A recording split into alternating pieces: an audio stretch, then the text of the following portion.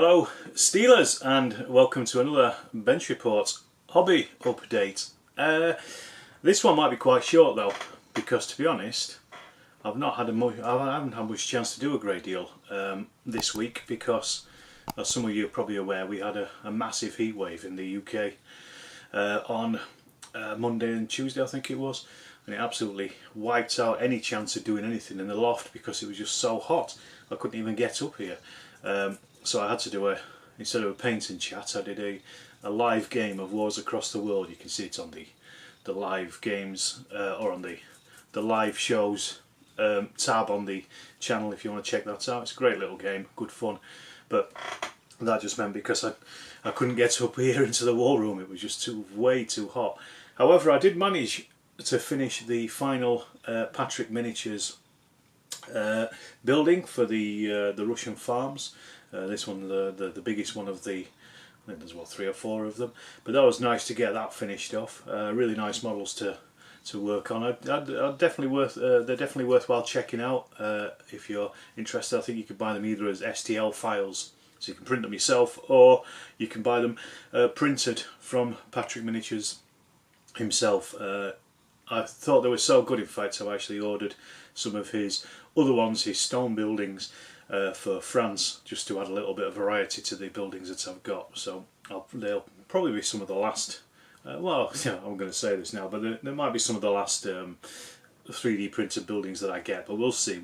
I've still got 6 of the other ones from Sabotage to paint as well, so I'm going to work my way, and paint and glue as well. I'm going to be working my way through those over the next probably a couple of weeks, but I have been pretty terrain heavy for the last while, so it's I'm thinking about just taking a break and doing something else, probably some figures or some maybe some tanks. I've got some Panzer IIIs kicking about which I've been thinking about painting for ages. They've been sat there for such a long time. Richard Naylor from Twitter sent them to me during the height of the pandemic, so that shows you how long they've been sat there. So I'm going to have to get work on those, but I'm kind of wondering which marks to do them, because it's Plastic Soldier Company kits and they've got so many variants in there that it's hard to come down on a decision. So I don't know whether they're going to be early ones or later ones, but I'll make that decision when I make that decision. The other thing I did this week was I saw Scott Driscoll had over on the O Group Facebook group had created some painted tokens basically on the old O Group tokens, and I thought it's a really good idea. Here's one here. I'll put some. So I basically went onto my art package and I just made my own. So I made my own of these ones here. As you can see, what they've got, he's got they're shock markers, and they've got a 1, a 2, and then suppressed on them, and they're colour coded. So 1 is green for go, yellow is amber for steady, well, hesitant in this case, and then red is suppressed. So it's very easy for a new player to see exactly what state their units are in, and also for when you're quickly casting an eye over the battlefield as well. It's colour code is much easier than being able to read the smaller numbers that are normally on these tokens, and these are the official ones. What I'll do is I'll put a link in the description to the ones that I made. What I did was I just printed them off. You print them off at the same size as they are in the link in my Google Drive, then you'll be able to cut them out and stick them straight onto the official MDF tokens that Warbasers make. What I've done is I've put them on the other side, the blank side of the tokens, so you can use either one you want, whichever you like. But they're there for you, and I thought that was just a fantastic idea. Really, it just really ups the token game a little bit. I did also manage to get a game of O Group in this weekend, a solo game which I've filmed and recorded and is in the process of being edited, so that's going to be a slow one because it's quite big files, but it'll take a while to get through that, but that'll be out in I'm going to say probably a couple of months. As I say, my schedule is so far ahead. And then also on Thursday we had a club game. I took Terraforming Mars down to the club. It started off there was only going to be myself versus Kev, but we ended up with 5 players in the end.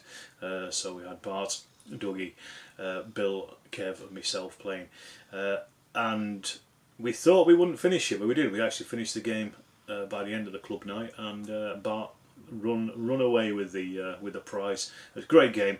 I mean, it's a fantastic game anyway. It's really good, very interactive, and there's a lot of fun in there. We had lots of banter, and I took down the new Terraforming Mars boards that my wife bought me for my birthday anniversary present, and however, I did realise that they probably would be better off slightly painted. So this is something else I painted this week. I was only started one just to experiment with it, just for new players, just to have the colours on there, just so they can see what their resources and management is. Because obviously, when it's all kind of one colour, it's a bit difficult to see. It's all right for people who played it a few times like myself, but if you're brand new to it, like 3 of them at least were, then you know, it's quite difficult to work it out. So I just did that. That was the other bit of painting I've done. And as I say, this is quite a quick one really, because there's not a great deal more I can say at the moment, apart from on Monday night I'm going to be recording with the hobby support group. The guys over there, Tom and I forget the little guy's name, but we bumped into each other at the Joy of Six and said we should record an episode, so we're going to do that on Monday night. So I'm looking forward to that. That should be fun. So check that out. I'll let you know when it is released and put out. And again, apart from that, really, just to say, oh yeah, one other thing. I'm currently working on a video about how to make videos, which sounds a bit meta, but I've kind of just been putting together some bits and pieces as I've been filming stuff, just to talk about my process of making videos and making game videos in particular, you know, after action reports and battle reports and things. And I wonder if that would be of any interest to people. Let me know in the comments if you think it is something you'd be interested in seeing, and I'll carry on working on it. And I'll probably make it anyway, because I've already shot about 2/3 of it, but I just wondered if people would be interested in seeing that kind of thing. Don't forget to check out the Facebook page for Storm of Steel. As always, check out the Facebook group as well. Jump on there, hit that join button. I think it's set up so somebody, if you've got friends in the group already, they can let you join.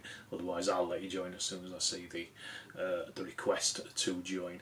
So I think that's really about all I can say this week. Like I say, very quiet, just simply because of the heat has just kind of absolutely knackered me out, so I couldn't really do anything. Hoping to get back onto it this week. I've got a few bits and pieces of things I want to do, and you'll see those in next week's. So short video, but you know, at least it's keeping you in the loop with what's happening in the war room. And Tiny says goodbye, and I say goodbye, and don't forget to hit that subscribe button, and also check out the Patreon and the channel memberships of the channel, and I shall see you in the next hobby report.